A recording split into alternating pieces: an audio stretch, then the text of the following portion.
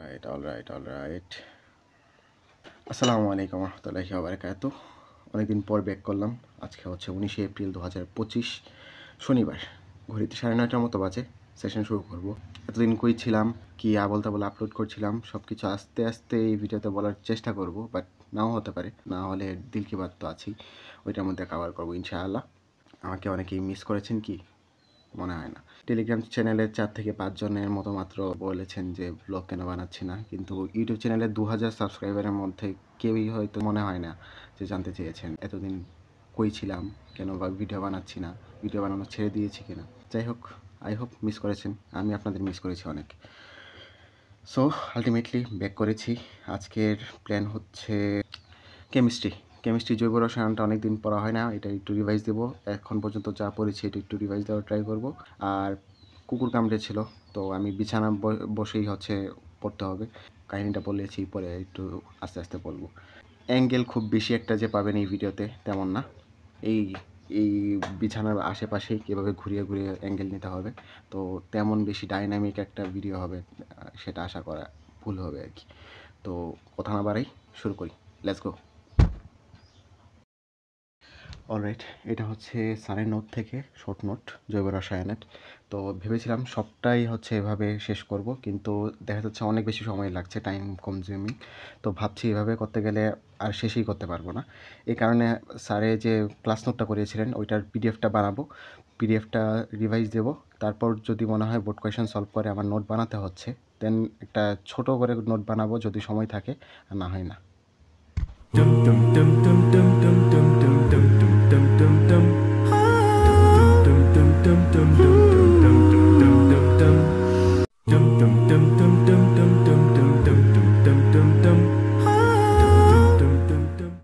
Already ঘড়িতে 11:30টার মতো বাজে। 1 ঘন্টা 15 মিনিটের মতো পড়া হয়েছে সকাল থেকে। আমি ভাবছিলাম আমার ক্ষতটা দেখাবো একটু, কিন্তু রেস্ট্রিকশান আসে কি না। আচ্ছা তবু দেখাই।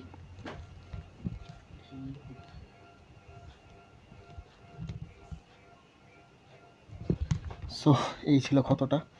আর সকাল থেকে কেমিস্ট্রি পড়ছিলাম, কেমিস্ট্রি লাস্ট লেকচারটা দেখি কতক্ষণ লাগে শেষ করতে।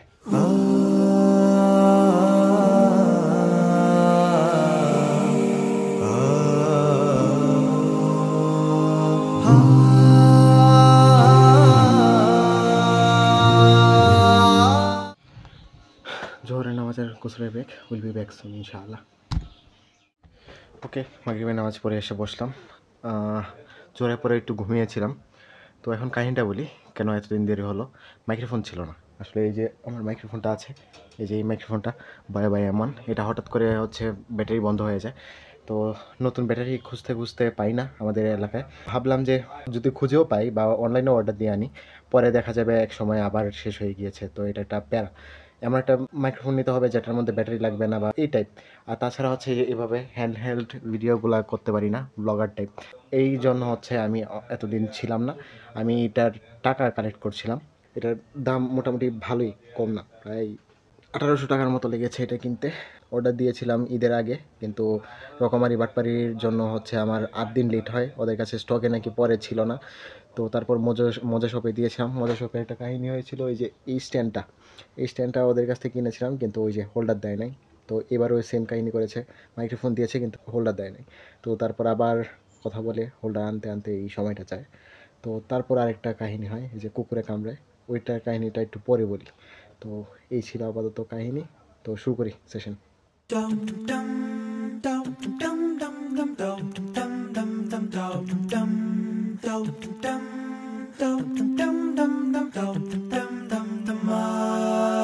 আপনাদের সাথে আমার একটা নতুন আইডিয়া শেয়ার করি। এই যে লিস্টে দেখতে পাচ্ছেন, এটা হচ্ছে আমাদের 5 ওয়াক্ত নামাজের যে রাকাতগুলো একদম মাস্ট পড়তেই হবে, বাদ দেওয়া যাবে না, সেই রাকাতগুলার লিস্ট। পাশাপাশি যে সূরাগুলা মিলিয়ে পড়ব সেটার লিস্ট। আচ্ছা, এই লিস্ট বানানোর কারণটা আমি একটু বলি। আমি একটা হাদিস পড়েছিলাম, হাদিসটা আপনাদের শোনাই। দেখি পড়ি, না হয় ভুলও হতে পারে, কারণ আমি হাদিস তো মুখস্থ করি না। একবার রাসূল সাল্লাল্লাহু আলাইহি সাল্লাম কিছু সাহাবীকে যুদ্ধে পাঠালেন। তাদের একজনকে সেনাপতি নিযুক্ত করলেন। তিনি যুদ্ধকালীন দীর্ঘ সময়ে শুধু সূরা ইখলাস দিয়ে নামাজ পড়িয়েছেন। যুদ্ধ থেকে ফেরার পর সাহাবীরা নবী সাল্লাল্লাহু আলাইহি সাল্লামকে বিষয়টি জানান। তখন নবী সাল্লাল্লাহু আলাইহি সাল্লাম তাদের বলেন, তোমরা তাকে জিজ্ঞেস করো কেন সে এরূপ করেছে। সাহাবীরা জিজ্ঞেস করলে সেনাপতি জবাব দিলেন, এ সূরায় আল্লাহর গুণাবলী বর্ণিত হয়েছে, তাই আমি এ সূরাকে ভালোবাসি। নবী সাল্লাল্লাহু আলাইহি সাল্লাম তখন সাহাবীদের বলেন, তোমরা তাকে বলো আল্লাহও তাকে ভালোবাসেন। সহিহ বুখারী হাদিস ৭৩৭৫। তো এই হাদিসটা আমি পড়েছিলাম, মনে হয় আমার বয়স তখন ৮ বছর কি ৯ বছর। তো তখন থেকে আমি ডিসাইড করি যে যতই সূরা শিখি প্রত্যেক নামাজে অন্তত ১ রাকাত হচ্ছে সূরা ইখলাস দিয়ে পড়ব। ডিসাইড করার পর আমি এভাবেই পড়ছিলাম, কন্টিনিউ করছিলাম, অন্য সূরা মিলাই এভাবে। এতদিন পরে এসে আমার একটা জিনিস খেয়াল হলো যে আমি নামাজে মনোযোগ দিতে পারছি না প্রথমত। দ্বিতীয়ত আমি সূরা ভুলে যাচ্ছি। যে সূরাগুলা শিখেছিলাম অনেকগুলা সূরাই আমি ভুলে যাচ্ছি, বড় বড় সূরা। কী করি, আমি হচ্ছে অলস হয়ে গিয়েছি। সূরা ইখলাস পড়ি, পাশাপাশি অন্যান্য সূরা মিলাতে গিয়ে যত ছোট সূরা আছে, যেমন সূরা আসর আছে, সূরা ফালাক, নাস, তারপর সূরা কাউসার আছে, তারপর সূরা নাসর আছে, এই সূরাগুলা দিয়ে হচ্ছে আমি মিলিয়ে দিই যাতে নামাজটা তাড়াতাড়ি পড়া যায়।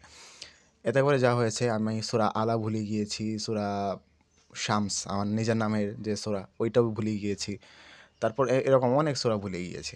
তো এখন দেখা যায় যে কয়টা আমি হিসাব করেছিলাম, মানে সবগুলা নামাজেই কাভার করা যাচ্ছে না। মানে একদিনে যে নামাজগুলো পড়তে হয় সবগুলা রাকাতে আমি সূরাই মিলাতে পারছি না, আমার রিপিট করতে হচ্ছে সূরা। আর আগে যে সূরাগুলো শিখেছিলাম ওইগুলা দিয়ে একদম সবগুলা নামাজের সবগুলা রাকাতই হচ্ছে কাভার আপ হয়ে যেত আর কি। এই কারণে এখন আমি ডিসাইড করেছি এরকম সিকোয়েন্স অনুযায়ী, সিরিয়াল অনুযায়ী পড়ব, যাতে সবগুলা সূরা ডেইলি পড়া হয়। সবগুলা সূরা যদি আমি ডেইলি পড়ি, এই ক্ষেত্রে আমার মনোযোগটা ওইখানেই থাকবে যে আমি সূরা পড়ছি। না হয় মনোযোগ যে কোথায় শিফট করে নামাজের সময়, এটা আসলে বলে বোঝানো যাবে না। আপনারা যারা স্ট্রাগল করেন নামাজে মনোযোগ নিয়ে, তারাই একমাত্র বলতে পারবেন। তো আপনারা জানিয়েন এই আইডিয়াটা কেমন। যদি আইডিয়াটা মনে হয় যে হ্যাঁ এটা ঠিক আছে বা এটা কোনো বিতর্কিত কোনো কিছু না, তখন আমি এটা কাজে লাগাবো, আর পাশাপাশি একটা শর্ট ভিডিওর মাধ্যমে সবাইকে জানিয়ে দেবো ইনশাআল্লাহ।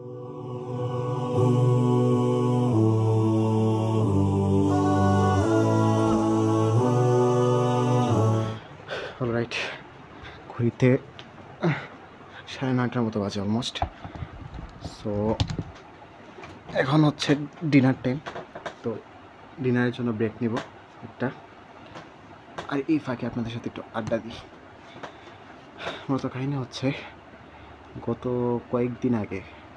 বেশ কয়েকদিন আগেই কুকুরে কামড়েছে আমাকে। আমাদের বাসা থেকে যাচ্ছিলাম হচ্ছে লেমনের বাসায় হচ্ছে আমি প্রাইভেট পড়ি, কেমিস্ট্রি, একটা প্রাইভেটই পড়ি এখন। কেমিস্ট্রি জৈব রসায়নটা রিভিশন দেওয়া হচ্ছে। একবার পড়েছিলাম অনলাইনে, তো ওইটা হচ্ছে বেশি কনফিডেন্স পাচ্ছিলাম না। তো জানেনই জেকি চান স্যারের কাছে পড়ি। তো ওইটা 6:30টার দিকে যাচ্ছিলাম। তো যাওয়ার পথেই হঠাৎ করে পিছনে দেখি যে কুকুর আমার দিকে কামড়ে আসছে। মানে আমার যে এটা কী বলে ক্র্যাব মাসেল, ওইটার দিকে আসছে কামড় দিতে। দেন আমি চিন্তা করি যে আমি কী করবো এখন। আমার পায়ে জুতা ছিল, আমি ভেবেছিলাম যে জুতার মধ্যে লাথি লাগলে হয়তো কামড় দিতে পারবে না আর কি। তো কুকুর কী করেছে, এই জুতার উপরেই হচ্ছে কামড় বসিয়ে দিয়েছে। তো জুতার উপরে দিয়ে ঢুকে একদম নিচে দিয়ে দাঁত বের হয়েছে কুকুরের, যে এইটা কর্তন দাঁত বলে, তো কর্তন দাঁতটা। তো আমার পায়ের অবস্থা খারাপ, এটা এখন দেখিয়েছি সকালবেলায়। তো আগে যদি দেখতেন তাহলে হয়তো ইউটিউবে রেস্ট্রিকশান আসতো, এটা দিয়েও আসে কিনা আমি জানি না। তবে অনেকটা ক্ষত হয়েছিল আর কি, একদম নিচ পর্যন্ত গিয়েছে। ক্ষতটা ঠিক 2 আঙ্গুল, মানে এই যে একদম কেনি আঙ্গুল বলে তো এটাকে, আর এর আগের আঙ্গুলটার মাঝখান বরাবর হয়ে গেছে আর কি। তো একদম নিচ পর্যন্ত গিয়েছে। তাছাড়া নিচে দেওয়া আঙ্গুলটা, মানে কুকুরটা চেয়েছিল যে আঙ্গুলটা একদম ছিঁড়ে নিয়ে যাবে। তো ওইটার জন্য এখন বিছানার মধ্যেই সব। তো হাঁটতে হয় অনেক কষ্ট করে। এবার এখন আবার ব্যাক করেছি আলহামদুলিল্লাহ। তো একটা প্ল্যানও আছে, পরে বলি, একদম শেষের দিকে বলবো প্ল্যানটা কি। ভিডিও দিচ্ছিলাম না এই কারণেই, নাশিদের ভিডিওগুলো দিচ্ছিলাম এই ভিডিও গ্যাপটা পূরণ করার জন্য। আমার যে প্রিয় যতগুলো নাশিদ ছিল এগুলো প্রায় শেষের পথে, এখনও কয়েকটা আছে, এগুলো আস্তে আস্তে হচ্ছে ভিডিওর ফাঁকে ফাঁকে ইনশাল্লাহ দিব আর কি। তো দেখা হচ্ছে ইনশাআল্লাহ।